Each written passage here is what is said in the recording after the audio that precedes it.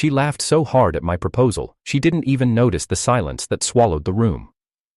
I had knelt down, holding the ring I'd spent months choosing, one I could afford after saving every spare rupee from 2 jobs.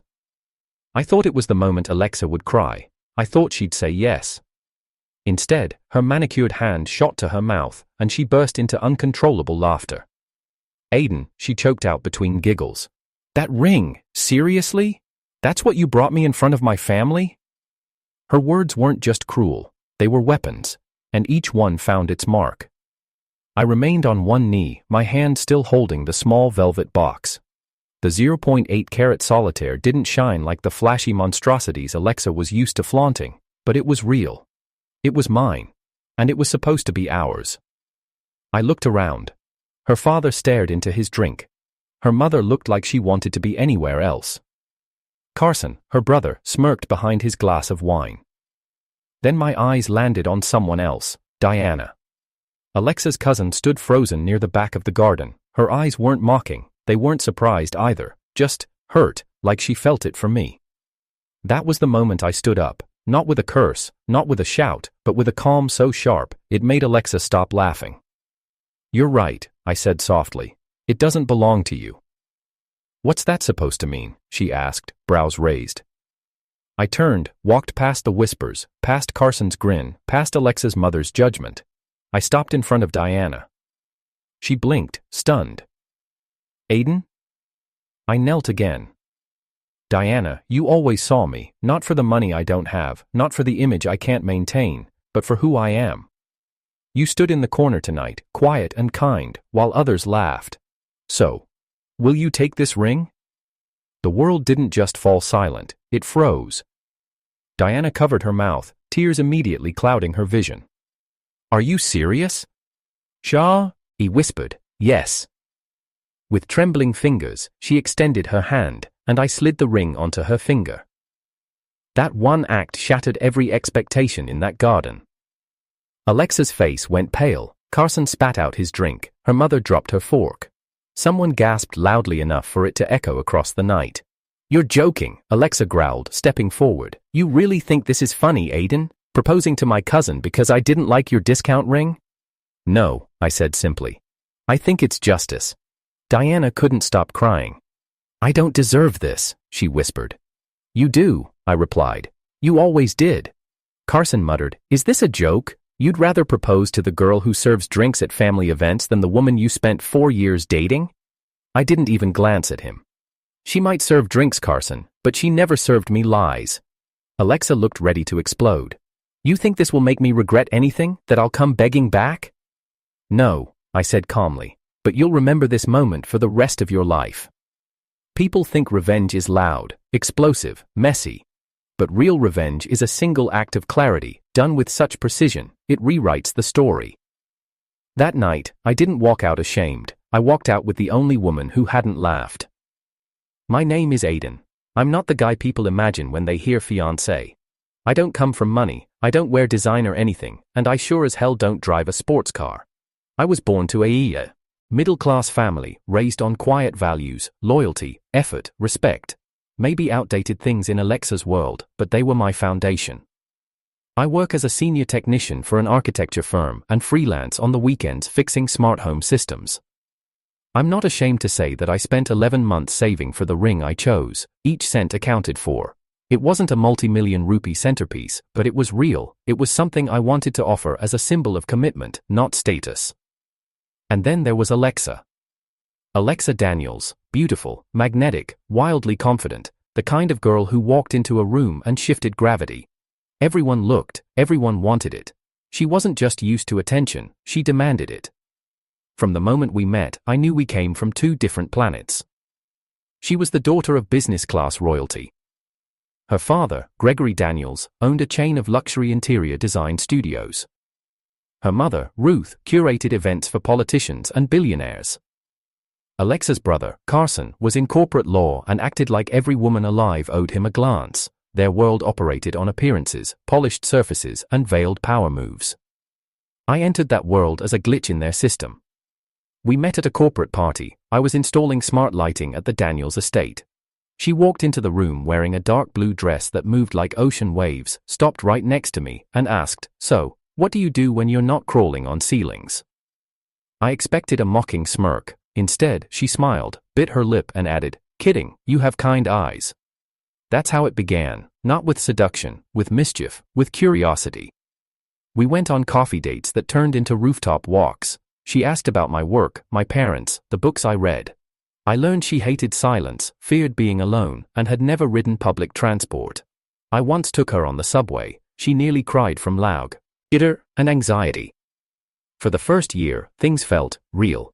She let me see parts of her she kept locked away from the social media perfect life she lived. She showed me a childhood photo album, told me about the time she chipped her tooth on a gold spoon, and cried when I made her hot soup during her flu. That girl, the vulnerable one, that's who I fell in love with. But slowly, the mask returned. The Instagram-worthy version of Alexa took over. She began making comments. "Why don't you ever wear cufflinks? Have you ever thought of switching jobs, like something more upscale? You don't have to save for everything, you know, just use a card." She didn't understand the pride I had in working for what I owned. That you can love someone and still not want to become someone else for them. I thought love would be enough to bridge the class chasm. I thought she'd come around. I was wrong. The ring became a symbol of that divide. I didn't tell her how much it cost, only that it took months. I picked a design with her initials in the band, something sleek but elegant. Her favorite gemstone was sapphire, but I couldn't afford both that and a diamond. So I chose a solitaire with a light blue shimmer, hoping she'd appreciate the thought more than the weight. I'd practiced the proposal in my head 1,000 times. I knew she wanted a public moment, she always did. So I arranged it at a family gathering. Garden lights, music, champagne, a photographer, all the gloss. But when I opened that box, she didn't see the man kneeling. She saw the price tag missing zeros. Then there's Diana. Diana and Alexa were first cousins, same age, opposite souls. Where Alexa lit up rooms with volume, Diana entered quietly. Her laugh was soft. Her clothing is simple. Her ambition wasn't to build an empire, it was to make people feel heard. Diana worked as a part-time language tutor and volunteered at a local shelter on weekends. She lived in a studio apartment and used coupons without shame, and somehow, she made that look noble. The first time I noticed Diana was at Alexa's birthday. While everyone else brought wine and gifts for show, Diana brought a tiny box of homemade cookies, each one shaped like something personal, a music note, a cat, a tiny airplane. When Alexa opened them, she rolled her eyes and set them aside, but I noticed, and I asked Diana about them. She said, "I just wanted to give something real. Anyone can buy something and tape a bow on it." That stuck with me. Over the years, Diana and I had small interactions. A few shared glances when Alexa was being over the top. A conversation during cleanup when no one else offered to fold the chairs. She once complimented the shirt Alexa had made fun of. We never crossed lines, but I always felt safe around her. Scene. The night of the proposal, Diana wore a muted lavender dress. Her hair was tied back in a soft braid. She stood near the bar, sipping lemon water and watching the scene unfold from afar. I didn't plan to look at her, but when Alexa laughed, I did. Diana wasn't laughing. She looked horrified, like she wanted to say something but knew she couldn't. And in that moment, it clicked. I was in love with an image. I had proposed to a mask. The person who had seen the man behind the effort had been standing in the shadows all along. When I slipped the ring onto Diana's finger, I didn't expect her to say yes. I expected hesitation. But her eyes, teary, shocked, full of silent warmth, said everything. It wasn't a stunt. It wasn't revenge. It was instinct. It was clear. In 1 second, everything real I'd ever doubted finally made sense. Alexa may have laughed at the ring, but Diana held it like it meant the world. And that was the moment I stopped regretting who I was. The garden was no longer just a garden. It had become a battleground of glances, silence, and muttered insults. As I stood beside Diana, her hand trembling in mine, Alexa's world began to unravel, not because I'd embarrassed her, but because she had underestimated what losing me would feel like. "You're unbelievable," she hissed. Her voice was sharp now, gone was the laughter. "Is this your idea of revenge, Aiden? Humiliate me, then cling to my cousin like she's your backup plan?" Carson appeared beside her, arms folded, face smug. Honestly, Aiden, this is pathetic. Diana, really? You traded a Bentley for a bicycle. Diana flinched, her eyes falling to the grass. I could feel her grip loosen, but I squeezed her hand firmly. No, I said, meeting Carson's gaze. I let go of a leaking yacht and stepped into a canoe that doesn't sink every time the wind blows. The crowd murmured. Alexa's mother, Ruth, whispered something in her husband's ear. A few of Alexa's friends had their phones out, pretending to text but clearly recording the entire scene. The story was spreading already. I can't believe you're choosing her, Alexa spat. She doesn't even wear makeup. She doesn't wear masks either, I replied. That's what I want now. Alexa took a step closer, her eyes wild. After everything I've done for you, do you think she would have even looked at you if I hadn't brought you into this circle? It was always about her, always what she gave, what she allowed. In her mind, I was a charity case elevated by her approval. She never realized the only person I ever asked for acceptance was her, and she weaponized that against me every time she could. I didn't propose to join your circle, I said coldly. I proposed because I thought you loved me. I did, she snapped, until I saw what love meant to you. This, she pointed to the ring on Diana's finger. This is your standard? I couldn't even show that to my friends without being laughed at. You laughed before they ever had the chance, I replied. Diana shifted beside me. Alexa, please don't drag me into this. I didn't ask for this to happen. Of course you didn't, Alexa sneered. You just stood there with those sad little eyes and that helpless act like you always do. You waited for your moment. And look, here it is. You get to be the heroine in someone else's story. Diana looked down again, and this time she did let go of my hand. I stepped forward. Don't speak to her like that. She's my cousin, Aiden, Alexa growled. This is a family matter. You wouldn't understand. You're right, I said. I don't understand how blood gives you permission to bully someone who's done nothing but care quietly in the background. I don't understand how you can think love is about status and headlines. I don't understand how I was ever going to marry someone who sees kindness as weakness. Carson stepped between us. All right, that's enough. You've made your point, hero. Now leave before this turns uglier than it already is. I'm not afraid of ugly anymore, I replied. I've already seen what it looks like up close. I turned to leave, expecting Diana to follow, but she didn't. I looked back. She stood in place, unsure, surrounded by people who once barely noticed her, but now stared like she was a thief. Her lips parted. Aiden, I shook my head. It's all right. She stayed. I left. I didn't sleep that night.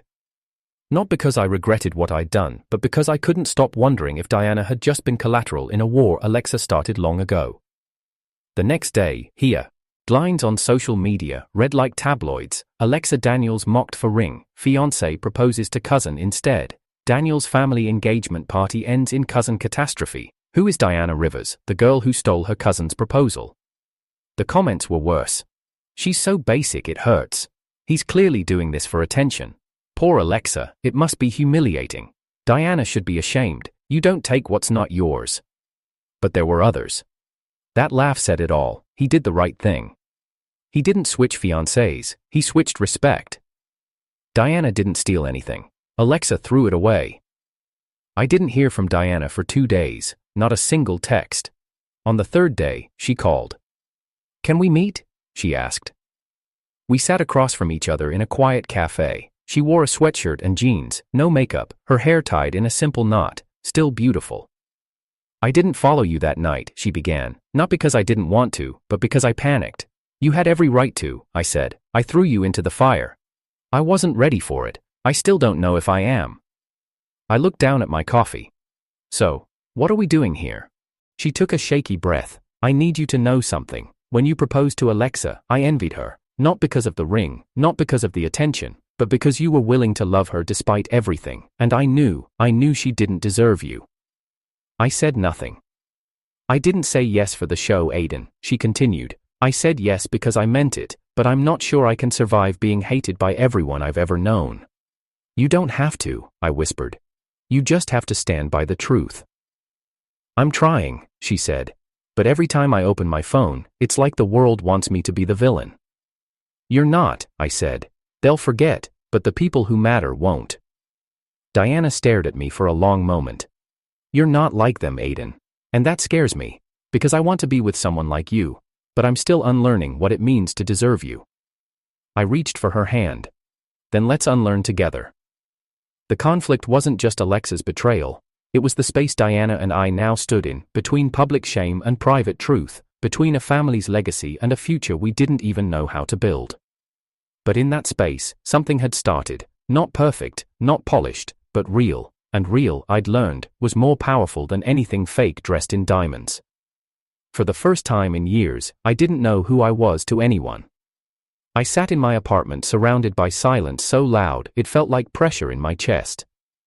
The ring box, empty now, rested on the table like a wound that never closed. My phone buzzed every few minutes with news alerts, social media mentions, and cruel messages from strangers who knew nothing about me but everything about the 15-second video of Alexa's laughter and Diana's stunned tears. Aiden. The man who got laughed at. The man who proposed twice in one night. The man who broke the rules. But the thing that hurt most wasn't the opinions, it was the uncertainty. Had I broken something in Diana's life I couldn't fix? Did I make her a target in a war she never asked to be part of?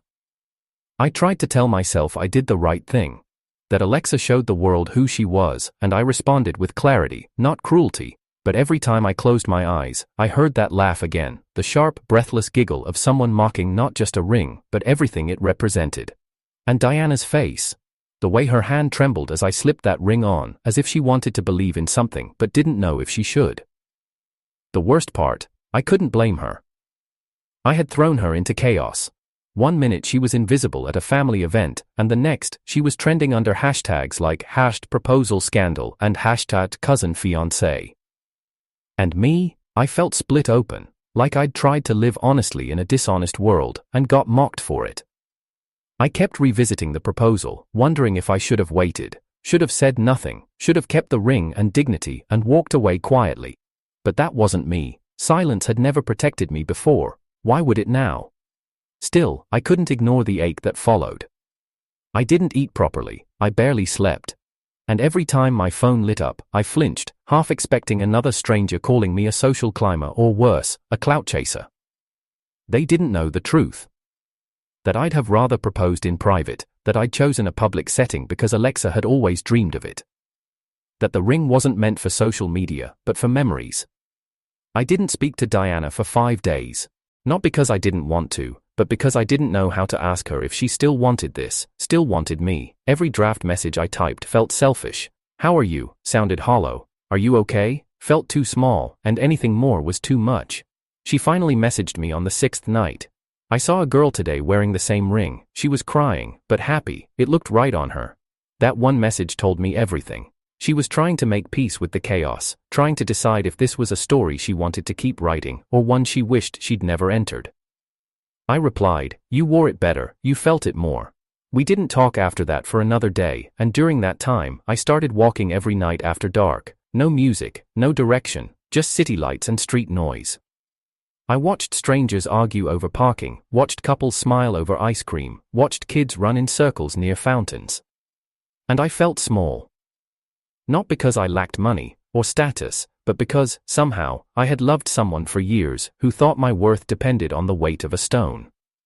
And now, the only woman who seemed to believe otherwise was paying the price for my realization. I couldn't get her expression out of my mind, when Alexa called her a sad little backup. The way Diana's confidence shattered for that split second before she tried to stand tall again. That moment haunted me more than anything. Because I knew Diana wasn't sad, she wasn't weak, she was simply unarmored, and in our world, honesty without armor gets torn apart. I tried going back to work, but the whispers followed me. Clients stared longer than necessary, co-workers paused conversations when I entered, someone left a note on my desk that read, "Next time, maybe propose to your own family." I didn't show it to anyone, I just folded it and threw it away. But that night, when I returned home, I found Diana sitting on T. He steps outside my apartment. Her eyes were red, but her posture was calm. "I'm sorry," she said before I could speak. "No," I replied. "I should have protected you from all of this." She shook her head. You gave me a choice. I said yes. I'm not sorry for that. I'm just sorry it cost us so much. I stepped aside. Come in? She did. We sat on the floor, not the couch. She curled her knees to her chest. I leaned against the wall. I hate the sound of notifications now, she said, attempting a smile. I turned them all off. Peace has a switch. She looked at me. Do you regret it? Giving me the ring? No, I said without hesitation. But I regret not being more prepared for the fallout. She nodded slowly. My mom called. She told me I brought shame to the family. That Alexa's heartbroken. I said nothing. She said I should have walked away, that I made you look impulsive. She's wrong, I replied. You made me look honest. I don't want to be anyone's mistake, Aiden. You're not. You're my clarity. She looked away. It's just hard, you know? I didn't grow up being the one people noticed. Alexa always led, I followed, and now, suddenly, I'm the headline, but not because I did something brave, because people think I stole something. You didn't steal anything, you were just there when the truth showed up. She went quiet again, then softly asked, Are we still, us? That question hit deeper than anything. I reached for her hand. I hope so, but I'll understand if it's too much. She studied my fingers wrapped around hers. It is too much, but not because of you, because I never expected someone to choose me in front of everyone. I didn't choose you in front of them, I said. I chose you because of you, they just happened to be there. Her breath caught. That night, we didn't kiss, we didn't make promises, we didn't plan weddings or fight the world, we just sat in the quiet, together, two people holding onto something fragile, something rare, and somehow, in that silence, I began to believe again, not in perfection or applause, but in second chances, in love that didn't scream to be seen but was powerful enough to survive being mocked. I thought the chaos had reached its peak, that once the headlines slowed and the messages quieted, Diana and I could start over, not from where the ring began, but from where understanding did. But peace, it turns out, isn't something you win, it's something people try to steal from you the moment you begin to own it. It started with a message I received one morning before work, a simple link from a private number, no caption, no warning, just a video. I tapped it. Alexa. Sitting on a white couch in what looked like a staged studio, eyes glistening under soft lighting, dressed in a pastel blouse that screamed vulnerability. Her voice began to shake. I never thought I'd have to say this publicly, but after what happened at my engagement party, I think the world deserves to hear my truth. My stomach dropped. Behind her were frames, photos of us from earlier years, one from the night I built her a makeshift stargazing setup on her apartment rooftop. One where we laughed over street food. One where I carried her through floodwater during monsoon season because her heels broke. She chose all the perfect images, the ones that painted a narrative. Not of laughter at a proposal, but of a tragic breakup. She continued. Aiden and I were together for years, and yes, I laughed at his ring, but it wasn't because I didn't love him, it was because I was shocked. I thought it was, as a prank, I thought he was teasing me with a joke ring before bringing out the real one. She dabbed at her eye, no tear. When I realized he was serious, I panicked. I said the wrong thing, but before I could explain, before I could apologize, he turned to my cousin and proposed to her. I froze. He didn't even give me a second to speak, he just turned around and used the ring he bought for me to propose to someone else in front of my family. Cut to clips from the party, carefully edited, the moment of her laughter shown in brief. The audience was silent. Diana looked shocked. Me walking toward her with robotic steps, no audio, no context, just manipulated drama. Alexa returned to frame, blinking as though holding back tears. I loved him. I made mistakes, but I didn't deserve to be humiliated like that. The video ended with text, justice for Alexa. Let's stop turning heartbreak into entertainment. Within an hour, it had 3 million views. By noon, every news page had headlines. Alexa breaks her silence. The other side of Aiden's viral proposal. Did Diana steal her cousin's love? I didn't care about the media, I cared about Diana. She hadn't called, hadn't messaged, hadn't replied to mine. By night, she released a statement of her own, short, terse. I never stole anyone's ring, Aiden gave it to me. Alexa laughed first. Everyone saw it. I didn't ask to be part of this circus, but I won't stay quiet while my name gets dragged. The comments were a battlefield, half the internet split down the middle, half defending Alexa's tears, half defending Diana's integrity. And me, I was back in limbo. I called Diana 5 times, no answer. On the 6th, she picked up. "Where are you?" I asked. "Packing," she replied softly. My breath stopped. "What do you mean packing?" "I'm leaving, Aiden. I'm moving to my aunt's place in Lahore for a while. I need distance. From this city, from them, from you." "From me?" "Not because I hate you," she said, "but because I don't know if I'm strong enough to keep standing in front of someone else's spotlight." "I didn't ask for the spotlight, but you live in it now," she cut in. "Whether you like it or not, people see you as the man who flipped a proposal into a scandal, and me? I'm just the girl you handed a ring to. No one's asking what I want, they're just judging if I deserve it." I tried to swallow the lump in my throat. "Then tell me what you want." "I want to breathe," she whispered, "and I can't do that next to a fuse box ready to explode every time Alexa hits record." There was silence. "I'll wait," I said. She didn't respond, then the line went dead. For the next 3 days, I barely moved. I didn't go to work, didn't answer calls. I reread every text, every message between Diana and me, looking for where I might have pushed too hard, too soon. And then, on the 4th morning, I saw the headline, "Carson Daniels confirms, ring bought with Alexa in mind, but given to Diana."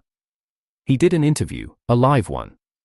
He leaned forward into the mic and said, "Look, Aiden's not a bad guy, but let's be real, he bought that ring for Alexa, he only gave it to Diana out of impulse, rebound, emotion. Yet that wasn't love, that was revenge. If it was love, it would have come quietly, not in front of cameras." The host smirked. "So you're saying he used your cousin to prove a point?" Carson didn't blink. "I'm saying my cousin got caught in the crossfire of a broken man trying to save face." My jaw clenched so tight it hurt. I called him.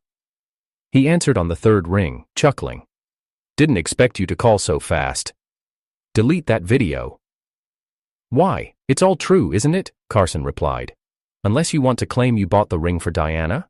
"I didn't," I admitted, "but I gave it to her because she valued it, because she didn't laugh at what it meant. Still doesn't change the fact that it was bought with Alexa in mind. So, by technicality, Diana's wearing a second-hand promise." I nearly crushed the phone in my grip. "You're trying to destroy her," I said. "She destroyed the family name," Carson growled. "Alexa cried for days. My mother won't even show her face at the club anymore. You think I'll just sit back and watch?" "You're not protecting anyone," I said. "You're fueling Alexa's illusion so she doesn't have to admit she was cruel." "You don't get it," he said. "This isn't about Alexa anymore. It's about control. Diana forgot her place, now we're reminding her." He hung up. I stood there, shaking, breathing through clenched teeth. Then I looked at my phone. I opened a blank post, and for the first time since the party, I wrote, "I never expected my love story to become public property, but if people are going to dissect it, they should at least have the truth. Yes, I bought the ring for Alexa, but I gave it to Diana. Not out of revenge, not out of spite, but because, in a moment of pain, I saw who truly respected love. Diana didn't steal anything, Alexa threw it away, and Carson, your sister's tears don't erase her laughter." I hit post. The internet ignited. Again. I had never attended a press conference in my life, let alone been the target of one. But here I was, sitting behind a sleek black table at the Daniels Foundation Charity Gala, an annual media event that the Daniels family treated like their royal coronation. It was Alexa's stage, her platform, her carefully curated stage for good deeds that shimmered in gold lighting and brand sponsorships. And somehow, I was on it now. A low buzz filled the hall, reporters, influencers, family friends, donors, all waiting, cameras blinking like artificial stars.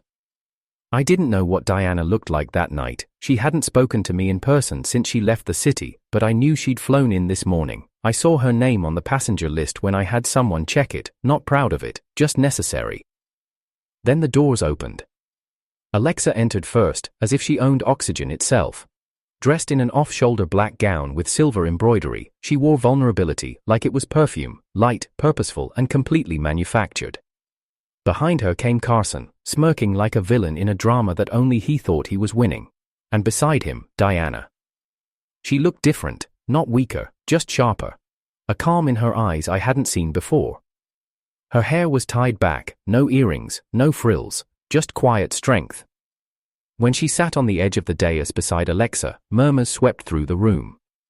The Daniels PR representative stepped up to the microphone.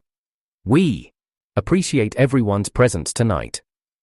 There has been much discussion in the media about a certain engagement event that took place last month. Tonight, the family has decided to address it, for the sake of clarity and dignity." Dignity, the word hung like fog. Alexa leaned into the mic. "I want to begin by saying, I never wanted this to become public. What happened between Aiden and me was private, but when things were twisted and clipped online, I felt I had to explain myself." She turned, carefully nodding to Diana. "And to you, cousin, I never meant to hurt you." Diana said nothing.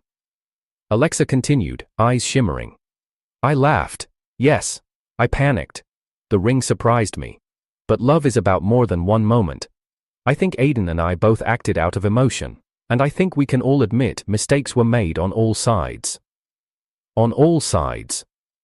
That was her game now, blurring the narrative. Equal blame. Then she added, "But what hurt most was seeing someone I trusted, someone I loved, turn around and offer what he promised me, to someone else." Gasps, a few nods from sympathetic guests. Then I stood. "I didn't come here to be dragged," I said calmly, "but I will not be used either." All eyes shifted to me. "You can bend the timeline, Alexa, you can tilt the story, but you can't erase the truth." I stepped forward, voice even. "You laughed at a proposal that was genuine. That ring wasn't flashy enough, not expensive enough. You embarrassed me in front of your family, your friends, and my heart." The room fell dead quiet. "You said you panicked. Fine, but you didn't apologize, not then, not in private, not even after you saw what it did to me." I turned to Diana. She didn't ask for that ring, she didn't chase a headline, she didn't beg for anyone's approval, she was just there, real and steady, when someone else decided I wasn't enough.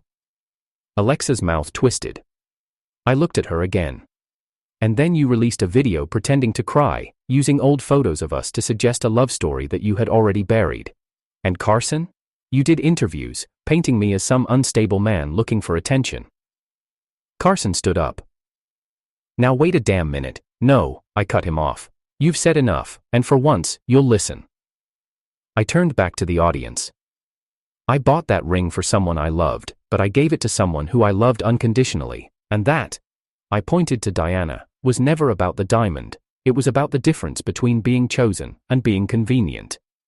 Silence. Then Diana stood. Her voice didn't shake. "For years, I stood in Alexa's shadow. I was the quiet one, the modest one, the nice girl. And I was okay with that, but the moment I was given something she threw away, I became the villain. Why? Because I didn't give it back?" She walked closer to the center. "No one asked what I wanted, not even Aiden at first, but here's what I want now." She turned to me. "I want to speak for myself." I nodded. "I didn't take anything from Alexa, she gave it up, she heeded a man who offered her a life. I didn't plan to fall for him, I didn't plan to wear that ring, but when I saw how the world responded, how even my own family made me feel like I had stolen something, I realized something." She looked at Carson, then at Alexa. "You only see worth in what the world praises, I see worth in what a person is when no one is looking." Alexa's mouth opened, then closed. Diana took off the ring, calmly, and placed it on the table. "I don't need this to prove who I am, but I wore it proudly because it came from someone who knew pain and still chose kindness." She looked at me. "You said you'd wait." "I meant it," I said. She smiled, barely. "Then wait a little longer." She walked off stage. A stunned silence followed. Then a single reporter stood up and asked Alexa, "Do you feel guilty now?" She didn't answer. I left too. I didn't chase Diana, not yet. I let her walk out, strong on her own terms. The way she should have been seen from the start. But that night, the world saw what I saw on day one. She wasn't just the cousin. She was the only one who never laughed. 3 weeks after the gala, Alexa vanished from the public eye. The apology video didn't land the way she hoped. The world had seen through it. The glamour shots, the teary eyes, the dramatic edit, it was all too perfect, too plastic. Diana's calm takedown on that stage spread like wildfire. Hashtags changed, sympathy shifted. Diana deserved better. #he chose right. #respect over riches. People who once mocked me were now defending me. Women who had been humiliated in similar ways started posting their stories under the same thread. Something real had started, and for once, it wasn't Alexa's narrative, it was ours. Still, I hadn't seen Diana since that night. Until I walked into the Daniels office building one morning to settle a business closure and found Ruth, Alexa's mother, shoving files into a leather briefcase with trembling hands. "Are you here to finish us off?" she asked bitterly. "No," I said, "just closing the last contract, nothing personal." She scoffed. "Everything is personal when you drag someone through the mud." "No one dragged Alexa," I replied. She walked into the storm wearing perfume and expected it to shield her. Before she could reply, a voice echoed from the hallway. "Is that how you talk to clients now, Mother?" Diana stepped into view, wearing a slate gray pantsuit, documents tucked under one arm, heels echoing with quiet command. "What are you doing here?" Ruth asked sharply. "I'm the one who bought the Daniels corporate shares after the PR crash," Diana said coolly. "We needed to shut down all luxury partnerships and liquidate half the assets. I thought it was time I took an active role in cleaning up the mess your daughter made." Ruth paled. "You bought our shares?" Diana stepped closer. "It was easy. You and Carson were desperate for damage control. Alexa's sponsorships evaporated. Banks wouldn't refinance. I gave you an offer too clean to refuse. You tricked us." "No," Diana said. "I gave you a chance to keep your dignity. You just didn't read the fine print." Ruth's mouth opened, then shut. She turned and stormed out, briefcase thudding behind her. I stared at Diana. "You bought the Daniels brand?" "I didn't mean to," she said. "I was just supposed to consult for the PR firm helping them restructure. Then I realized how deep the cracks ran, and how many people Alexa burned to stay relevant. Why didn't you tell me?" "I wasn't ready to be public again. I wanted to rebuild in silence." "You've always done that," I said. She looked at me. "And this time, I want to rebuild with you." I didn't reply right away. I was still absorbing what just happened. Diana, the quiet girl in the corner, the one they called invisible, had just taken control of the entire empire that mocked her, and not with rage, with precision. She reached into her bag and pulled out a familiar box. The ring. "I kept it," she said. "Not for the stone, but for the promise behind it. If you're still willing to keep that promise, I am too." I took the box, opened it slowly, then held her hand. I never stopped meaning it. This time, there was no audience, no pressure, no stage, just us. And that was enough. 2 months later, Alexa tried to launch a comeback. She appeared on a talk show, claiming mental health struggles, a journey of healing, a desire to forgive and move forward. But before the segment aired, our legal team delivered a cease and desist. She had signed over rights to her public image to the Daniels Recovery Trust, the one Diana controlled.